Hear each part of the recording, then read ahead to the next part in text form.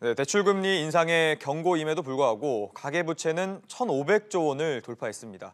여기에서 더 큰 문제는 은행 문턱을 넘지 못한 서민들이 이자가 비싼 이금융권으로 더 몰리고 있다는 점인데요. 이 내용 취재기자와 짚어보겠습니다. 류정훈 기자가 나와 있습니다. 자, 유 기자. 네.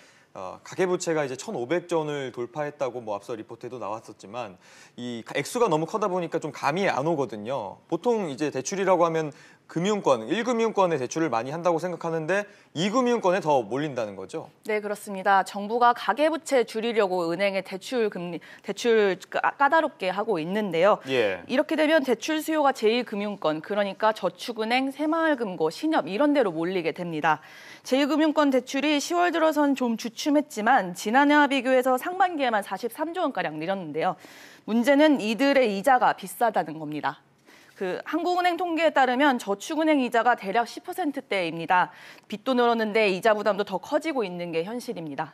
네, 보통 은행 금리가 4%에서 5% 정도잖아요. 그런데 이제 저축은행 같은 경우에는 10% 정도가 되는 건데 이렇게 되면 대출자 입장에서는 아무래도 이자 부담이 커질 테고 금리가 좀 천천히 오르면 좀 나을 텐데 이게 좀 가파르게 오르고 있다는 거죠? 네, 그렇습니다. 오늘 한국은행이 내놓은 가중평균 금리를 보면 저축은행 금리가 지난달과 비교해 0.25%포인트 인상됐습니다. 예. 물론 은행들도 대출 금리가 0.02%포인트 오른 것으로 나타났는데요. 금리가 좀 내렸으면 좋겠지만 상황은 그렇지 않습니다. 특히 한국은행이 이달 30일께 기준금리를 올릴 가능성이 크고 다음 달 미국도 금리를 올릴 가능성이 큽니다. 둘 다 우리나라 시중금리를 끌어올리는 변수입니다. 네, 류 기자, 이 금리가 아무래도 오르게 되면 돈을 제때 갚지 못하는 분들 아무래도 늘지 않을까요? 네, 연체율이란 게 있는데요. 예. 채무자들이 돈을 빌리고 제때 못 갚는 것을 수치로 보여준 것입니다. 금융감독원 자료에 따르면 9월 말 연체율이 0.54%입니다. 지난해 9월과 비교하면 0.11%포인트 증가한 겁니다.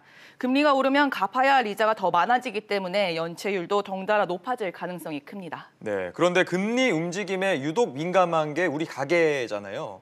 이건 왜 그런 거죠? 은행의 신규 대출 중 변동금리 대출 비율이 대략 70% 정도 됩니다. 이자에 민감한 대출이 많다는 건데요. 여기에 가계대출 중에서 투자가 아닌 이른바 생계대출이 절반이나 차지를 하고 있습니다.